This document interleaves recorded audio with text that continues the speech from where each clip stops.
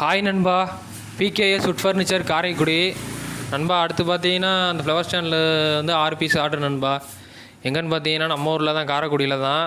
இந்த flower stand வந்து நான் உங்களுக்கு முன்னாடியே ஒரு வீடியோவில் காமிச்சிருப்பேன். ஆனால் இது கொஞ்சம் டிஃப்ரெண்ட்டாக இருக்கும். போன வீடியோவில் வந்து உங்களுக்கு கீழே வந்து கடசை குச்சி வந்திருக்கும்.